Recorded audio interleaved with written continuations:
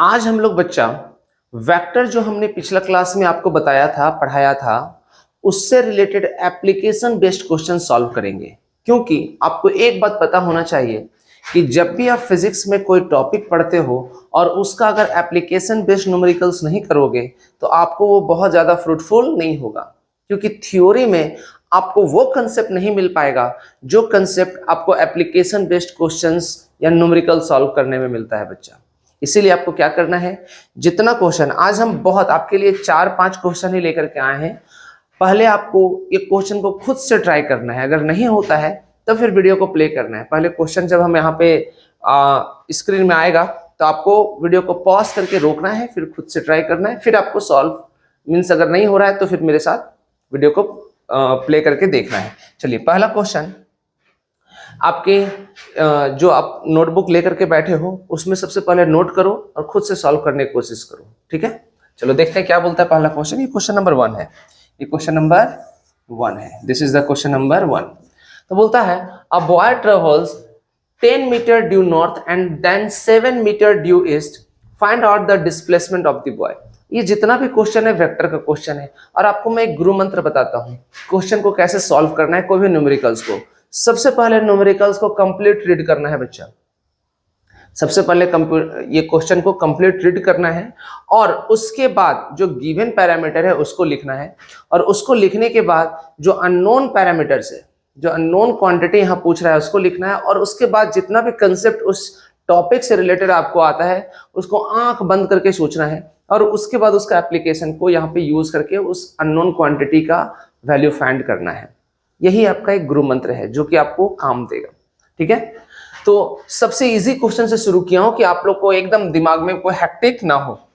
तो अब boy travels, यहां पर देखो boy travels 10 meter due north and then 7 meter due east. यहां जब हम क्वेश्चन पढ़ रहे हैं तो हमको एक चीज समझ में आ रहा है कि यहाँ डायरेक्शन सेंस के बारे में बात कर रहा है। तो जब डायरेक्शन सेंस के बारे में बात कर रहा है बच्चा तो हम यहाँ पे आपको डायरेक्शन थोड़ा बता देते हैं। जो डायरेक्शन अगर नहीं जानते हो कि किस तरह से डायरेक्शन को हम लोग रिप्रेजेंट करते हैं तो देखिए हम यहाँ पे ड्रॉ करेंगे डायरेक्शन सेंस। यहाँ क्या है हम जानते हैं, this is north and this one is the south. ऊपर नॉर्थ नीचे साउथ, राइट ईस्ट और लेफ्ट वेस्ट, ये है। अब according to this information, according to the information given in the question we have to plot. A boy travels 10 meter due north. तो north की तरफ कितना ट्रेवल कर रहा है, देखिए नॉर्थ की तरफ ट्रेवल कर रहा है बच्चा, नॉर्थ की तरफ ट्रेवल कर रहा है कितना, 10 मीटर। 10 मीटर नॉर्थ की तरफ ट्रेवल कर रहा है, ठीक है। उसके बाद and then 7 meter due east, और उसके बाद क्या हो गया, ईस्ट की तरफ। नॉर्थ ऊपर है, ईस्ट किधर है, ईस्ट राइट, 7 मीटर ईस्ट की तरफ ट्रेवल कर रहा है। Find the displacement of the boy. तो बॉय यहां से शुरू हुआ है, लड़का चलना कहां से शुरू हुआ है, इस पॉइंट से। अब बोलता है इसका डिस्प्लेसमेंट फाइंड कीजिए। तो डिस्प्लेसमेंट फाइंड करने के लिए यहां देखो ये वेक्टर देख रहे हो ना, हेड टेल का यहाँ पे कॉम्बिनेशन है। एक वेक्टर का हेड दूसरा वेक्टर का टेल से क्या कर रहा है, कंबाइंड कर रहा है, मतलब ट्रायंगल रूल। तो हम क्या करेंगे, यहां से एक और वेक्टर को ज्वाइन करेंगे जिसको हम लोग रिजल्टेंट वेक्टर बोलेंगे। क्या बोलेंगे बच्चा, रिजल्टेंट वेक्टर। तो चलिए बहुत अच्छा है। अब हमको डिस्प्लेसमेंट के लिए आर वेक्टर का फाइंड करना है। तो हमको पता है आर इज इक्वल टू क्या होता है, A square plus B square plus 2ab cos theta, यही होता है। अच्छा बताइए, अब यहाँ पे एंगल के बारे में बात कर रहे हैं। तो एंगल क्या है यहाँ पे बच्चा, ये देखो हेड टेल, यहाँ हेड टेल है। कभी भी वेक्टर का जो एंगल फॉर्म होता है वो हेड टेल नहीं होता, चाहे तो टेल टू टेल होगा या हेड टू हेड होगा। तो अगर हम इसको यहाँ से पैरेलल शिफ्टिंग करेंगे, क्या करेंगे बच्चा, यहाँ से अगर हम पैरेलल शिफ्टिंग करेंगे, यहाँ देखिए अगर हम इस वेक्टर को यहाँ ऐसा कुछ पैरेलल शिफ्ट कर दें तो कोई प्रॉब्लम नहीं, क्योंकि पैरेलल शिफ्टिंग फैक्टर में अलाउ है। ये 7 मीटर है तो ये भी क्या है बच्चा, 7 मीटर। अच्छा डायरेक्शन भी तो चेंज नहीं हुआ, तो एंगल कितना बन रहा है दोनों फैक्टर के बीच, 90 डिग्री। कोई प्रॉब्लम नहीं। तो हम यहां पर देखेंगे बच्चा कि r is equal to angle दोनों फैक्टर के बीच क्या बन रहा है, 90 डिग्री। तो a का वैल्यू क्या है हमारा, इसको a वेक्टर मान लेते हैं और इसको b वेक्टर मान लेते हैं। तो तो ए का वैल्यू है 10, बी का वैल्यू है 7 प्लस 2, ए कितना है हमारा 10, बी कितना है हमारा 7 और cos 90 डिग्री का वैल्यू 0। ठीक है, तो r is equal to 100 plus 7 का स्क्वायर 49। ठीक है, अब यहां पर देखो क्या करेंगे, एकदम बेसिक सा है, यहां कर दे रहा हूं मैं। अब रिजल्टेंट क्या हो गया, रिजल्टेंट हो गया अंडर रूट 149 मीटर। रूट में ही छोड़ दोगे तो कोई प्रॉब्लम नहीं होगा यार, स्क्वायर रूट निकालो, 12 पॉइंट समथिंग हो जाएगा इसका, क्योंकि 12 का स्क्वायर क्या होता है 144 और 149 12 से थोड़ा सा ज्यादा है, तो 12 पॉइंट समथिंग स्क्वायर रूट निकाल करके आप लोग इसका वैल्यू फाइंड कर सकते हो। अदरवाइज आप यहाँ भी छोड़ सकते हो, कोई प्रॉब्लम नहीं है। ठीक है, अब जब यहाँ डिस्प्लेसमेंट है तो डिस्प्लेसमेंट का डायरेक्शन भी तो होता है ना बच्चा, डिस्प्लेसमेंट का डायरेक्शन भी होता है। तो एक काम करते हैं, हम जानते हैं tan अल्फा या tan बीटा, कुछ भी ले लेते हैं। क्या लेंगे, tan अल्फा या tan बीटा। चलो इसको यहाँ देखो, ये जो डायरेक्शन है इसको हम बीटा ले लेंगे, कोई दिक्कत, रिजल्टेंट का डायरेक्शन देखना है हमें, देख लिया। तो अब यहाँ देखो tan बीटा क्या हो गया, परपेंडिकुलर बाय बेस। तो परपेंडिकुलर क्या है हमारा 7, बेस क्या है 10, तो tan beta is equal to 0.7, तो बीटा इज इक्वल टू हम लिख सकते हैं tan इनवर्स 0.7। यहां छोड़ दोगे तो कोई प्रॉब्लम नहीं है, कोई प्रॉब्लम नहीं है। कौन सा डायरेक्शन में है बच्चा, देखो यहाँ इस डायरेक्शन में जा रहा है, कौन सा डायरेक्शन में, इस डायरेक्शन में, मतलब नॉर्थ ईस्ट। क्या हो जाएगा यहाँ पे नॉर्थ ईस्ट। आगे आंसर कुछ था, एकदम आसान था, जल्दी से स्क्रीनशॉट ले लो। अगर आपसे बन गया होगा तो नीचे एकदम आप अच्छा सा लाइक बटन दबा करके आपको यहाँ पे बता देना है कि सर बिल्कुल हमने इस क्वेश्चन को खुद से सॉल्व किया बिना आंसर देखे हुए। चलिए अब आते हैं क्वेश्चन नंबर 2 में बच्चा, अब आते हैं क्वेश्चन नंबर 2 में। क्वेश्चन नंबर 2 देखते हैं, नेक्स्ट क्वेश्चन, ये क्वेश्चन नंबर 2 है। चलो देखते हैं क्वेश्चन नंबर 2 क्या बोल रहा है। Find the resultant of the two forces, one 6 Newton due east and other 8 Newton due north. मतलब क्या बोलता है, फिर से वीडियो को पॉज करना है और खुद से बनाने का कोशिश करना है, नहीं बनेगा तो फिर हम आपको वीडियो को प्ले करना है मेरे साथ, फिर देखना है ना, पहले खुद से ट्राई करना है, गलत होगा तो कोई प्रॉब्लम नहीं है। बोलता है फाइंड द रिजल्टेंट, आपको आर बोल रहा है फाइंड करने के लिए, ऑफ रिजल्टेंट फाइंड करना है दो फोर्सेस का, जिसमें एक हमारा ए जो है 6 न्यूटन है और बी जो है कितना है बच्चा, बी जो है 8 न्यूटन है। यहां तक कोई दिक्कत, कोई प्रॉब्लम, कोई तकलीफ नहीं। अच्छा, अब यहां पर देखो फिर से डायरेक्शन सेंस होगा, ये हो गया नॉर्थ, ये साउथ और ये ईस्ट और ये वेस्ट। अब इसके अकॉर्डिंग हम लोग क्या करेंगे, 6 Newton due east, 6 Newton due east, यहां फिगर बनाएंगे। 6 न्यूटन कहां की तरफ है, ईस्ट की तरफ है। And other 8 Newton due north, और दूसरा क्या है 8 न्यूटन नॉर्थ की तरफ। तो इसको बनाने का मतलब नहीं है, ये तो हम आपको डायरेक्शन सेंस बताने के लिए किए थे, जैसा क्वेश्चन नंबर 1 में हमने किया था। तो चलो ये हो गया। अब इसका रिजल्टेंट देखो, ये parallelogram law of vector addition नहीं है, तो यहाँ पर हम एक रिजल्टेंट ड्रॉ करेंगे। क्या ड्रॉ करेंगे बच्चा, रिजल्टेंट। अगर हम इसको ए वेक्टर मानते हैं और इसको बी वेक्टर मानते हैं, ठीक है, तो रिजल्टेंट वेक्टर क्या होगा, ए वेक्टर प्लस बी वेक्टर। चलिए बहुत अच्छा।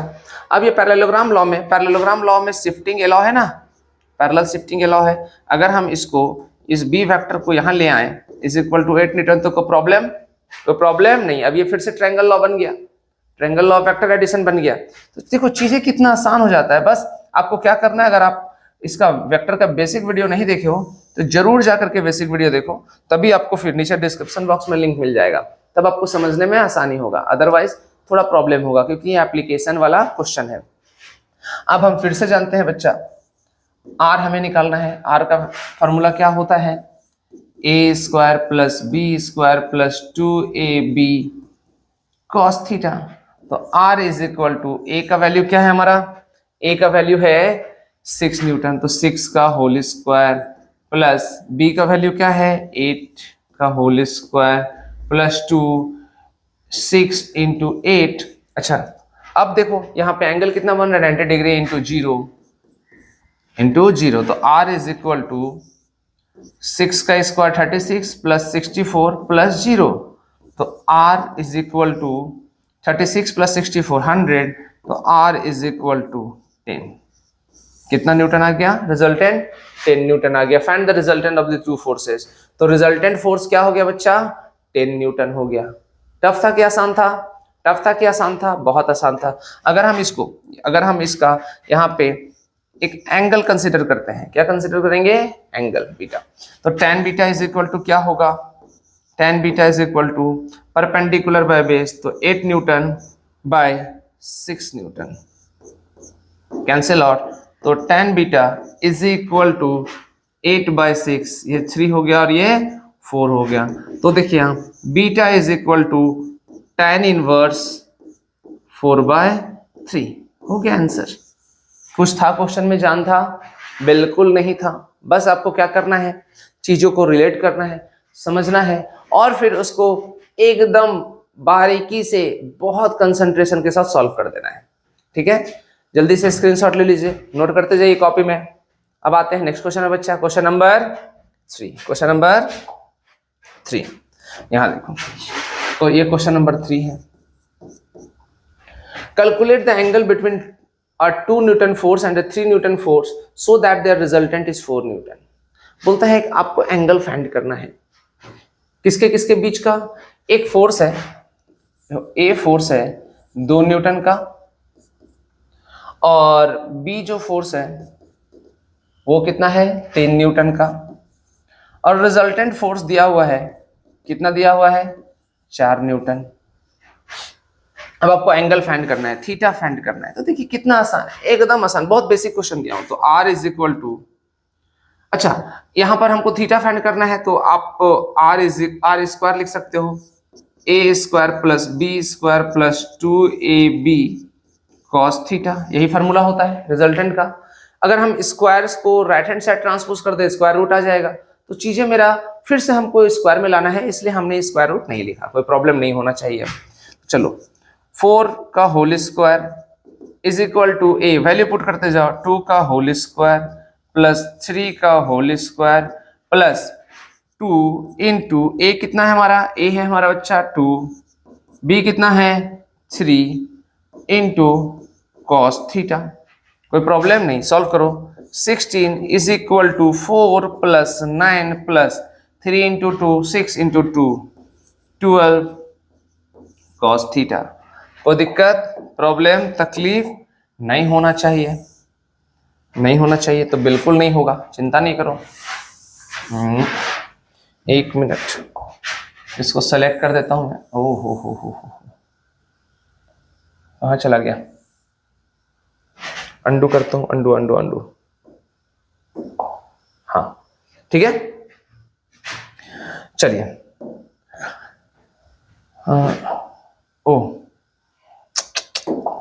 ठीक है, चलिए मैं इसको मिटाना चाह रहा था, कोई बात नहीं मिटा तो कोई बात, हाँ हो गया सेलेक्ट, यहाँ है ना, यही करना मैं चाह रहा था। चलिए अब यहाँ देखो, थोड़ा यूज टू हो रहा हूँ, अब भी नया नया डिजिटल बोर्ड है, थोड़ा प्रॉब्लम हो रहा है क्योंकि चीज़ें जो है बहुत ज़्यादा इसमें कन्फिग्रेशन है। तो धीरे धीरे मैं सीख रहा हूँ हर एक कन्फिग्रेशन को कि within fraction of second हर चीज को कैसे हम सिंक्रोनाइज करें, है ना। तो यहां देखो, अब ऐड करो, इसको क्या हो गया बच्चा? 16 is equal to 9 plus 4 13 plus 12 cos theta. अब इसको सॉल्व करते हैं, 13 माइनस 16 कितना हो गया? 3। अच्छा इसको आप नहीं होगा तो सॉल्व कर लो पूरा, बोलोगे 3 कैसे आया? 16 minus 13 is equal to 12 cos theta. तो यहां हो गया cos theta is equal to 16 minus 13 3 by 12, ये कितना हो गया? 1/4। तो यहाँ पे थीटा इज इक्वल टू क्या हो जाएगा? cos inverse 1/4। एग्जाम में आपको ट्रिग्नोमेट्रिक का टेबल या लॉगरिथमिक का टेबल मिलेगा तो ठीक है, तो उसका वैल्यू भी लिख सकते हो डिग्री में, अदरवाइज आप यहाँ पे एज इट इज छोड़ सकते हो। आ गया एंगल, आ गया बच्चा, यही हमें पूछा था फाइंड करने के लिए। कोई दिक्कत, प्रॉब्लम, तकलीफ नहीं है, बिल्कुल। आज का अब हम लोग आखिरी क्वेश्चन में आएंगे। इसमें आएंगे आज का लास्ट क्वेश्चन में। लास्ट क्वेश्चन, अच्छा ये क्वेश्चन नंबर 4 है ना, ये क्वेश्चन नंबर 4 है। यहां देखिए क्या बोलता है, two forces whose magnitudes are in the ratio of 3:5 give a resultant of 35 Newton. If the angle of inclination be 60 degree, calculate the magnitude of each force. ये हिमाचल का बोर्ड का क्वेश्चन है बच्चा, 2004 का है, कोई बात नहीं, मतलब बोर्ड का बोल रहा हूँ। हिमाचल जब आपका वहाँ पे अपना एंट्रेंस एग्जाम होता था नीट वगैरह का और जेई का, उस समय 2004 में पूछा गया क्वेश्चन था, चिंता नहीं करो, कोई बात नहीं। अब क्वेश्चन नहीं, एकदम आसान क्वेश्चन है। तो दो फोर्सेस है जिसका मैग्नीट्यूड है, तो हम एक काम करते हैं, ए पहला फोर्स को हम रेशियो में दिया है तो एक्स मान लेते हैं, और दूसरा जो हमारा फोर्स है वो क्या है बच्चा, कितना है 5, तो 5x है। अब बोलता है रिजल्टेंट फोर्स जो है, रिजल्टेंट फोर्स जो है वो 35 न्यूटन है। Resultant force 35। If the angle of inclination, मतलब थीटा जो दिया हुआ है वो कितना दिया हुआ है, 60 डिग्री दिया हुआ है। तो calculate the magnitude of each force, मतलब ए का मैग्नीट्यूड निकालना है, ए का मैग्नीट्यूड निकालना है और बी का मैग्नीट्यूड निकालना है। कुछ है क्वेश्चन में, जान है, बिल्कुल नहीं है।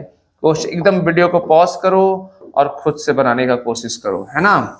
वीडियो को पॉज करो, खुद से बनाने की कोशिश करो। अब देखिए, अब हम फिर से काम करेंगे, r square is equal to a square plus B square plus 2ab cos theta. यही जानते हैं हम, यही है रिजल्टेंट का वैल्यू फाइंड करने का।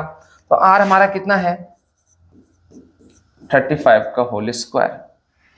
ए कितना है बच्चा, ए कितना है, अच्छा एक काम कर देते हैं, क्योंकि यहां तो एंगल दिया हुआ है ना, तो हमको आर का वो फॉर्मूला लिख देते हैं, यही बोला इसके आगे का step, A square plus B square plus 2ab cos theta. तो हमें कोई फर्क नहीं पड़ेगा और हमारा चीजें आसान हो जाएगा। तो आर का वैल्यू कितना दिया है, आर का वैल्यू दिया है 35 न्यूटन। कितना है बच्चा 35।